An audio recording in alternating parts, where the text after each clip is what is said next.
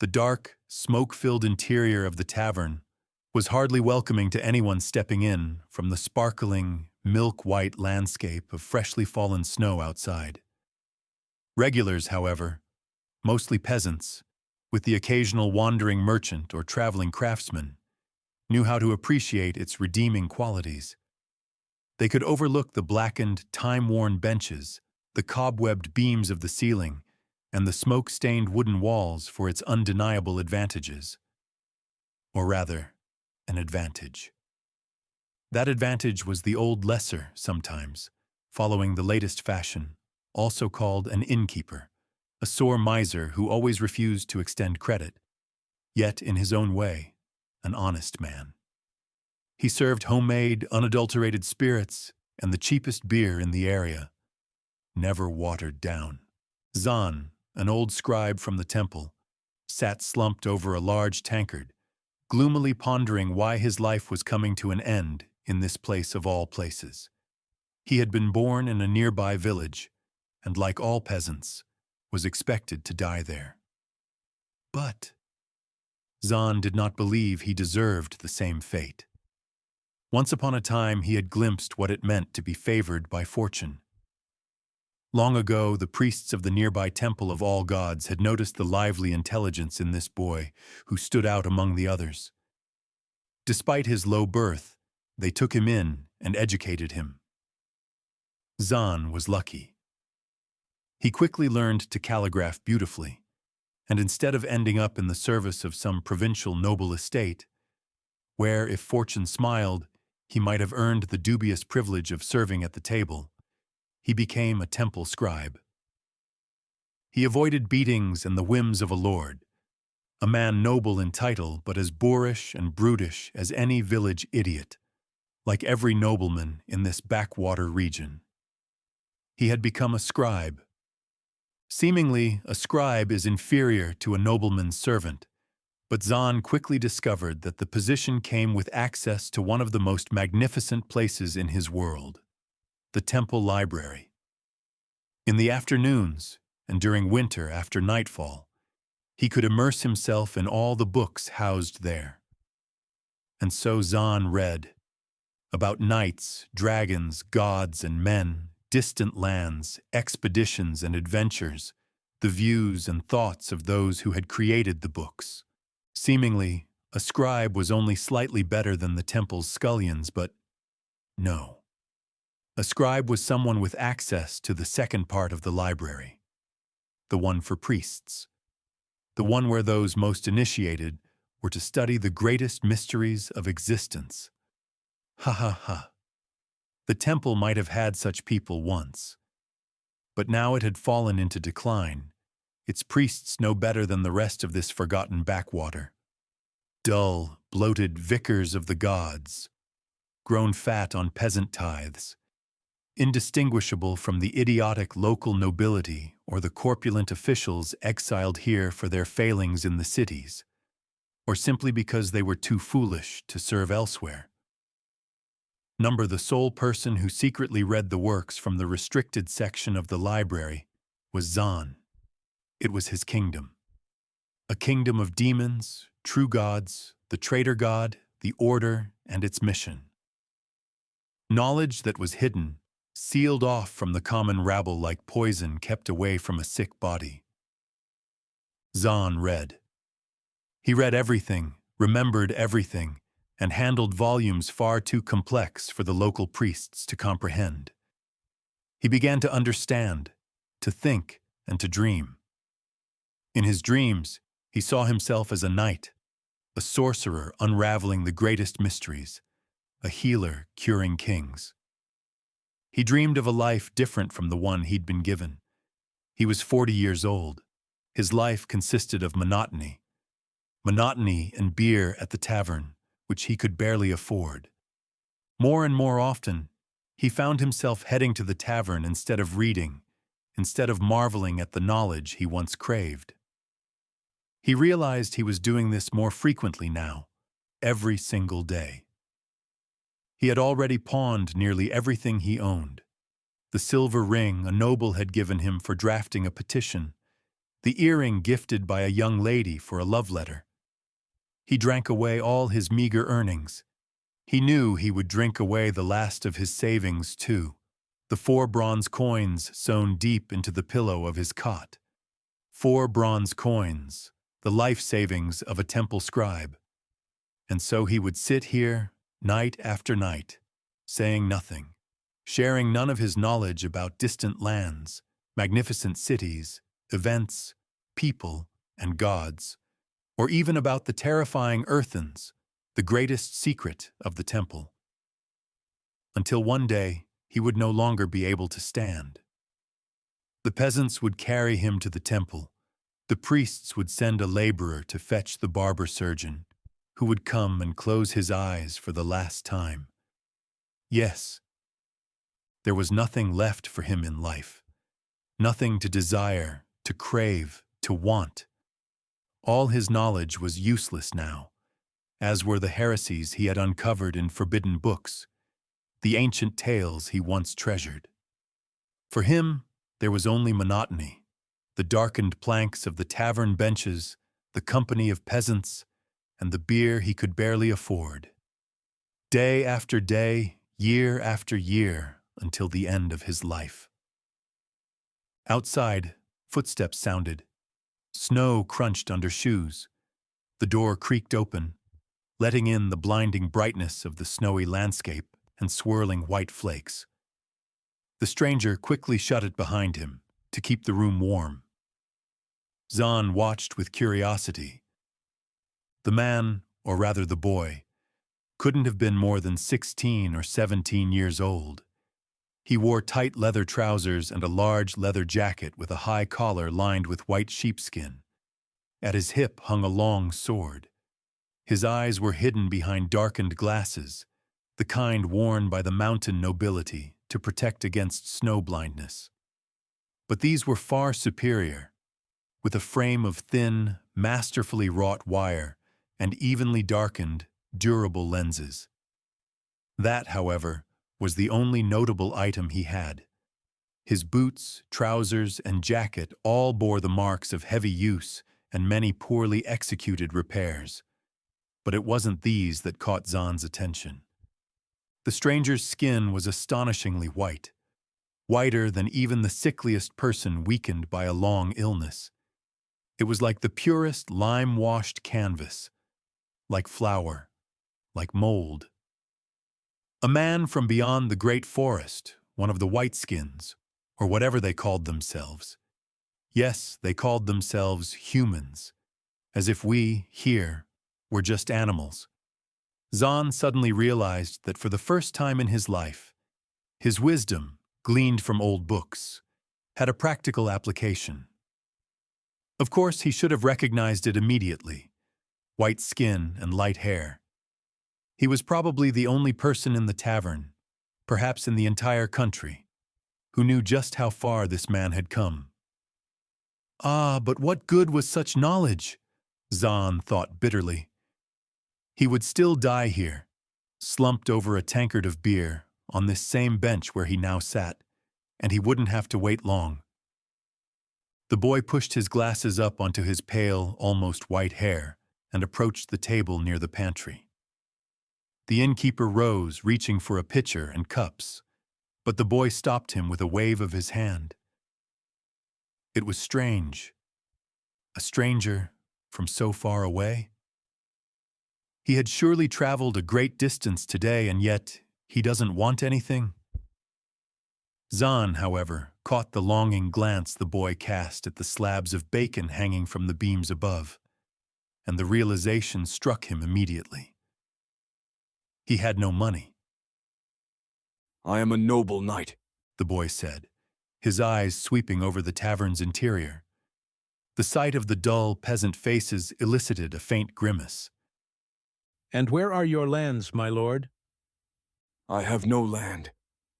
Something in the boy's voice betrayed a hint of unease. "I am a wandering knight," he clarified. "I travel the roads and He swallowed. slay dragons, demons, and monsters." A wandering knight, Zahn chuckled inwardly. Without land, How does he live then? He travels the roads, but where does his money come from? Where are his villages, his estates? What does he pay for all that traveling with? Surely he must eat, pay tolls, and afford lodgings. He slays dragons? Zahn shook his head. Everyone knows there are no dragons. Demons? Well, they either exist or they don't. And if they do, this boy is far too small to face them. And monsters? Oh yes, monsters.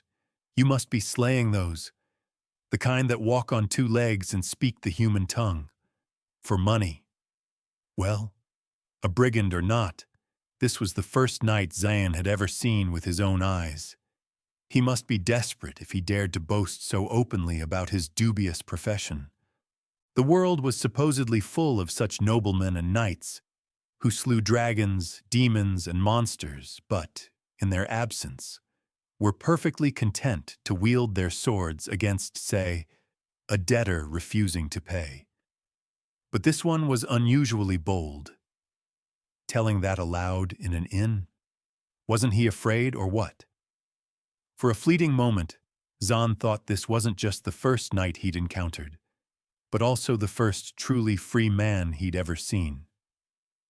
I'm sorry for asking about your lands, the innkeeper said, his words stumbling. Well? I just wanted to know, what is your name, my lord? Sirius. Oh, that's right. You know me. No.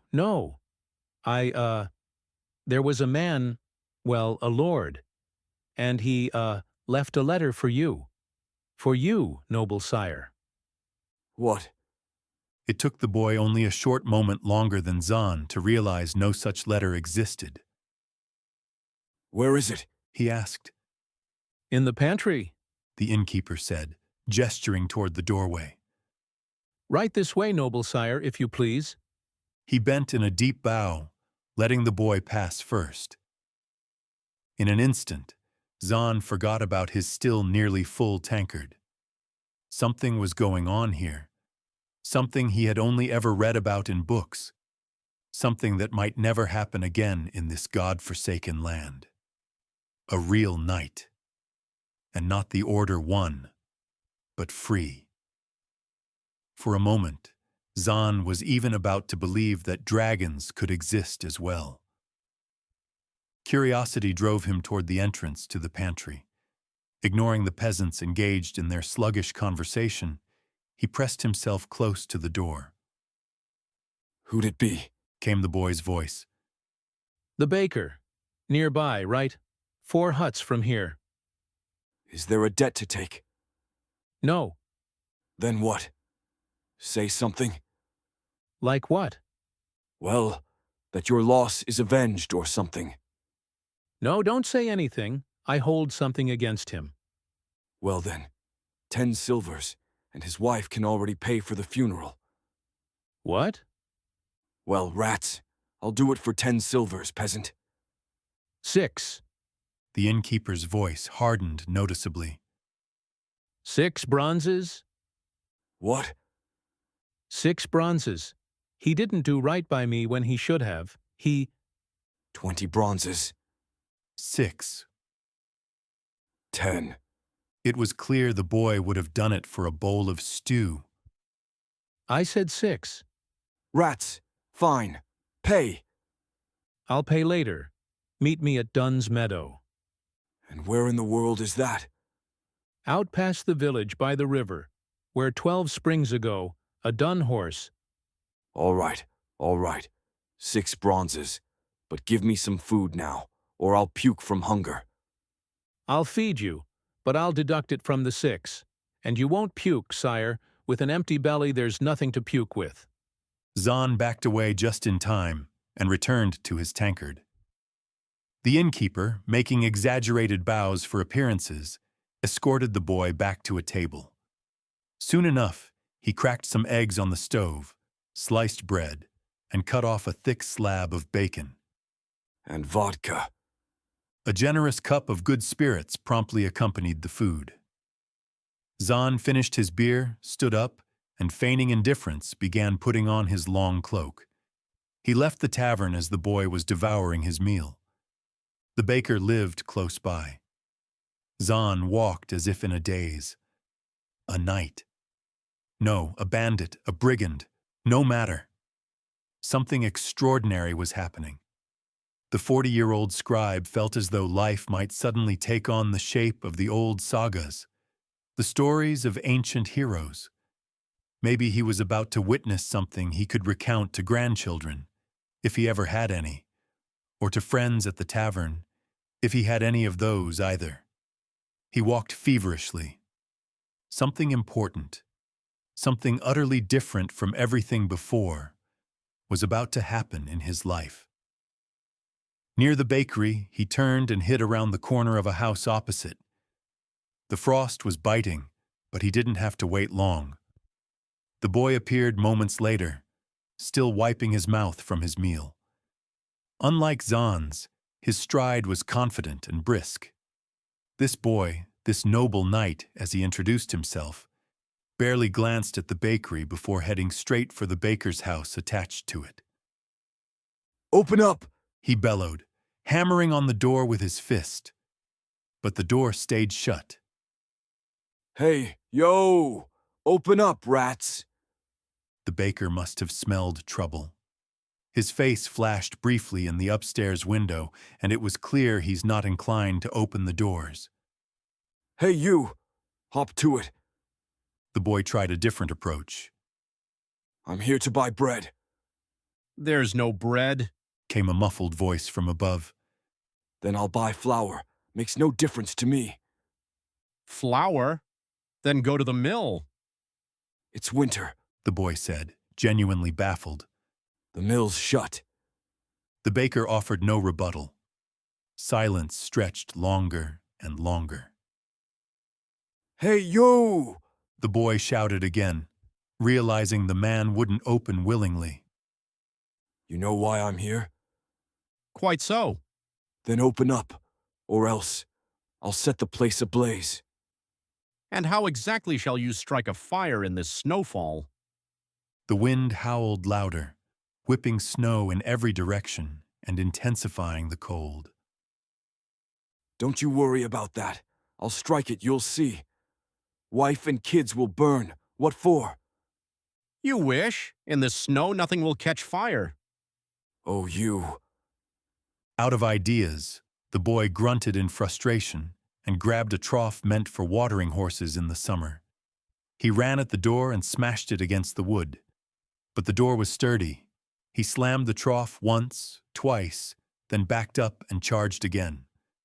This time, the trough split in half. Pox on you. He cursed. Sirius pulled off his glasses and tucked them under his leather jacket. Then he wrapped his arms around the post supporting the roof overhang and tried to wrench it free from the ground, but the post didn't budge. That, however, gave him an idea. He grabbed the beam the trough had rested on, lifted it, and swaying under the weight, swung it at the upstairs window. The first swing missed, hitting the wall. So did the second. It wasn't until the third strike that the window shattered. For a moment, someone's head appeared in the window. Judging by the long hair whipping in the wind, it was a woman.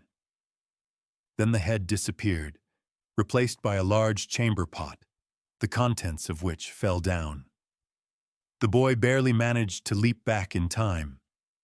Clearly angered, Sirius propped the beam against the window frame and began climbing, or rather scrambling, up the precarious slanted bridge.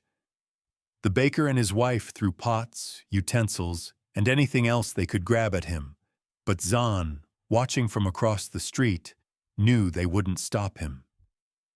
He also knew that the house could easily be entered from the other side, through the bakery, where the door was held shut by nothing more than a small latch. Not wanting to miss a single moment, Zahn ran in that direction.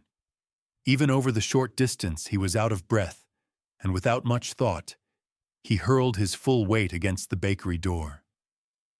The latch gave way immediately, and for a brief moment, Zahn felt like Sirius himself. He rushed inside, crossed the entryway, and burst into the ground floor room. From upstairs, he could hear screams and the noble knight swearing a blue streak. Zahn started toward the stairs, but had to leap aside as the bloodied baker just tumbled down them, chased by the boy with his sword drawn. The baker struggled to his feet, smearing blood across the wall. He swayed unsteadily but grabbed a stool, holding it with both hands to shield himself from Sirius. Rats! Stop running! Persisted Sirius. The baker was not convinced, retreating towards the oven while using the stool to deflect the boy's strikes. Sirius, unable to swing properly in the cramped room, struck the ceiling with his sword, then knocked over a candlestick from the cabinet and shattered a jug on the table. Finally, with a powerful blow, he knocked the stool from the baker's hands, but the baker was in no mood to surrender.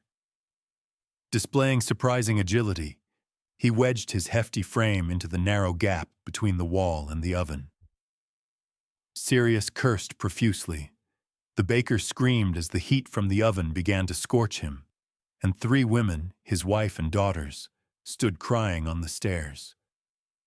Abandoning swings and slashes, Sirius positioned himself close to the gap and went for a blind thrust. Having that little space, he couldn't even aim properly. The baker went on screaming constantly. Sirius withdrew his bloodied sword and thrust again and again. The cries began to weaken, but the boy didn't have enough strength for his thrust to kill a man this fat. He attempted a double-handed grip, but the gap was too narrow to handle a sword this way. Frustrated, he tossed the sword aside, pulled a knife from his boot, and hissing in pain as the heat from the oven seared his skin, squeezed into the gap behind the baker. He delivered 2 quick stabs. The room fell silent. The women had stopped crying, and Zahn didn't dare breathe too loudly. Sirius grabbed a rag from an open chest and wiped the blade clean before slipping the knife back into his boot. He looked around the room. See? He muttered, glancing at the now dead baker. Because of you, we've stained the whole house with blood. He shook his head.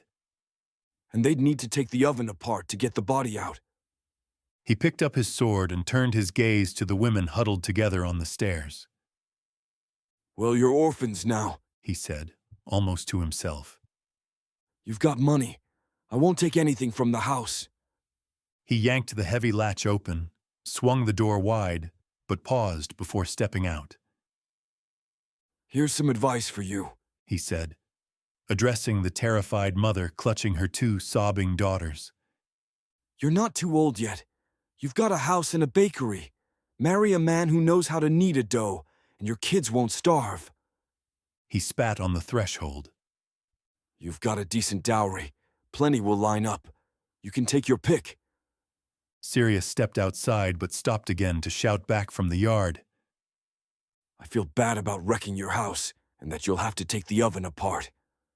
He glanced one last time at the woman standing frozen in the middle of the stairs. But you saw for yourself. He ran. With that, he walked down the snow-covered street. A moment later, Zahn stumbled out of the house and vomited on the exact spot where the trough had recently stood. But that was only his body failing him. His mind was consumed with something else. This event would be talked about for 50 years. Their grandchildren would still tell the story to visitors 100 years from now. By the gods. 12 years ago, the blacksmith's dun horse broke its leg in the meadow, and now that place was called Dun's Meadow. And this bakery? Would the so far nameless village now be called Murdered Baker Village? And he had seen it. He participated in history, witnessed it happen. No, only witnessed, participated. He took part in shaping history. He would also be talked about. Zahn wiped his mouth and straightened, feeling the icy wind bite at his cheeks. Let those people rot. Let them gossip, argue, and dissect the events through every evening of their lives. He no longer belonged to their world. Now he had seen that life could be different, that you didn't have to live in fear, that you could be free, could refuse to bow to anyone just because they had a better pedigree. And there was something else, something he couldn't quite grasp or name. So what? He said aloud to his doubts. That they'll catch the boy and hang him? Of course they'd hang him. There wasn't an executioner in the area skilled enough to use an axe. And even so, that was a better death than wasting away silently on a tavern bench or in your own filthy cot, disturbing no one, not even in death, while the world continued its ordered existence. Plague it. Zahn, having made up his mind, set off after Sirius. And so, I'll live on here for 50 years. Zahn exclaimed, referring to the future legends he imagined would spring from this day. With a life better than it's been so far. The wind, which had been howling moments ago, seemed to quiet. In its place, snow began to fall again. Zahn, having lost sight of the boy, quickened his pace. He wasn't worried about losing the trail. He knew where Dunn's Meadow was. When he arrived, the innkeeper was already there, waiting. He wasn't alone. 2 burly farmhands stood with him. Zahn ducked behind a clump of snow-covered bushes, giving him a clear view of the group. He worried about being seen, but realized with relief that no one was looking his way. Got the money? Sirius asked, still holding his sword. He stood, meticulously cleaning the blade with a rag, his movements precise. Of course I do, The innkeeper said, handing over the payment. He was a miser, trusting no one, but in his peculiar way, he was honest. The 2 farmhands were there purely for his security. Some hayseed followed me the whole way, Sirius remarked. I know who that is. The innkeeper replied dismissively. Don't bother yourself with him. He's just the temple scribe. A scribe? He's nobody. Zahn suddenly realized they were talking about him.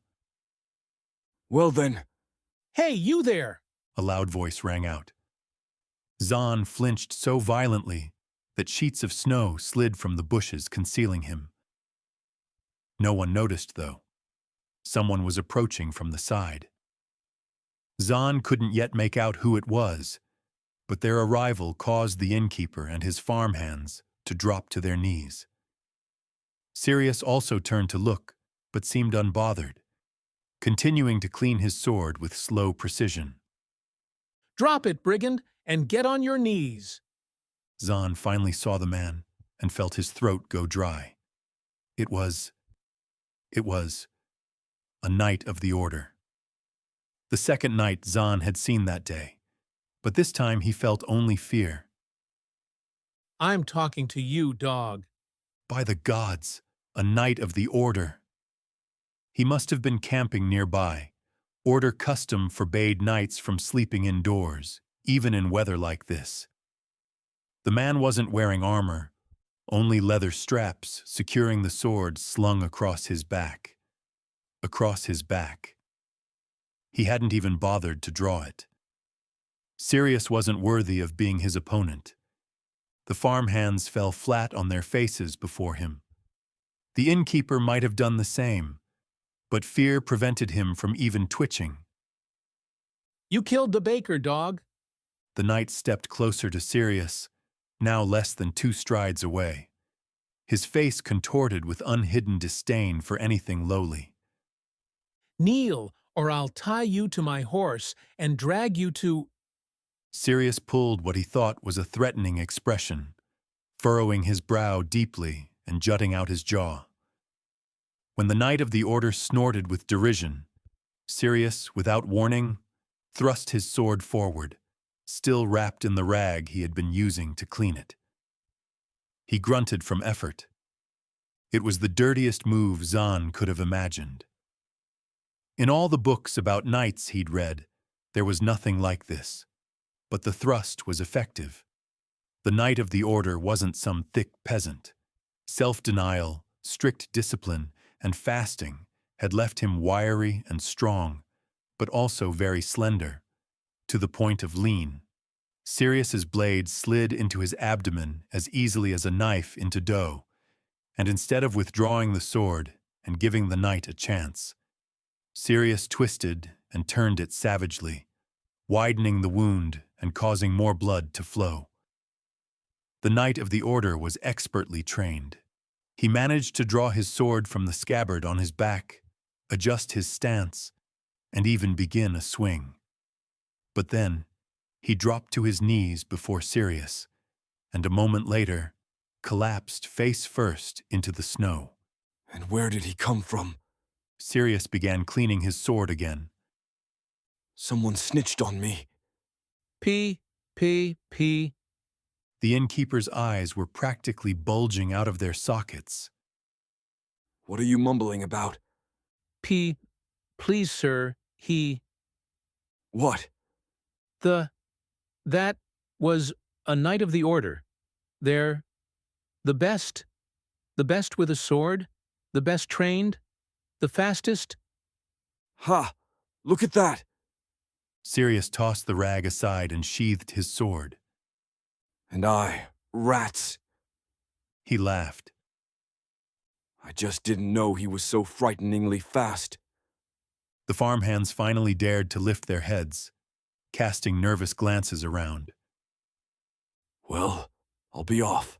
Farewell. Still chuckling, Sirius headed toward the road. Zahn only now shook off the paralyzing fear that had gripped him. What he'd witnessed was astonishing, but what was happening inside him was even more bewildering. He began running, at first cautiously, then as fast as his legs could carry him, straight down the road. He caught up to the boy in the thickening snowstorm. Sirius turned, glancing back with a faint smile. Ah, it's you. Why are you tramping after me? I want to be your squire. Zahn blurted out, smiling joyfully. Well, I'll be... The boy's mouth fell open in astonishment. You what? I want to be your squire. Rats. A squire older than the knight. Alas, that could be. Zahn muttered. But only if the knight is younger than the squire. The boy smiled faintly.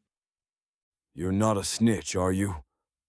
The one who snitched is long back in his house, waiting for his reward. No matter. Soon everyone will know you. Zahn made a gesture, drawing a line across his throat with his finger. That order, knight. And for that, there's only one punishment. And yet you want to... This time Zahn smiled. He could feel the blood pounding in his temples. Well, all I saw in the village was you slaying a dragon. The boy's eyebrows shot up. And then, that, basilisk. Sirius burst into loud laughter. I like you, he said, waving his hand as he started walking again, this time with purpose. Come on then. I don't have a horse. The Order Knight should have had a horse, Zahn said, nearly colliding with Sirius as the boy stopped abruptly. Well, I'll be... of course. Sirius scratched his chin. But where is it? On the road, surely. His Noble Excellency Sir Knight wouldn't camp out in the bushes. Right. And which way? Well, we came from that way. Zahn looked back and pointed down the road. So most likely it would be this way, he added, pointing the road ahead of them. The boy laughed again. Fighting dragons and basilisks all day dulls the mind. He started off down the snowy road, but this time he slowed his pace so Zahn could keep up. You know, I'm glad I took you. At service. Zahn could feel himself getting winded at this pace, but thankfully they didn't have far to go. Just past a bend in the road, in a small clearing sheltered by trees from the falling snow, they spotted two horses. Watching over them was a boy, 13 or maybe 14 years old, likely the knight's squire. Bugger off. Be gone now. Sirius barked, not even touching his sword. The squire must have sensed something in his voice. He dashed into the forest, crashing through the underbrush, the sound of snapping twigs and snow cascading from branches marking his retreat. Zahn eyed the horse that had been assigned to him with a mix of apprehension and unease. He approached it cautiously, but jumped back immediately when the animal let out a sharp, sudden whinny. He glanced sideways at Sirius, who, with a look of determination, grabbed the reins of his own steed. However, when the horse shook its head violently, Sirius leapt back just as quickly as Zahn had. After numerous attempts, both men clumsily managed to scramble onto their mounts. Sirius, after an extended struggle, finally succeeded in sliding his second foot into the stirrup. Hey you, listen, Sirius said, casting Zahn a smug glance from atop his horse. maybe we should have caught that brat after all. Well, sure, we could have. Zahn replied. But why bother? He'll tell people. Knows the horses. What if he helps catch us? The innkeeper wants to stay alive too. What? The innkeeper will make him bite the dust. I mean the snow. He might have seen you talking on the meadow. And those farmhands of his, will they catch the boy in the woods? They'll catch him. They want to live too. Reassured, Sirius rested a hand on the saddle's pommel. Well, off we go. You're supposed to say to horse. Corrected him Zahn, having read more than his share of chivalric romances. Sirius shot him a sideways look, but after a brief pause, obediently repeated, To horse.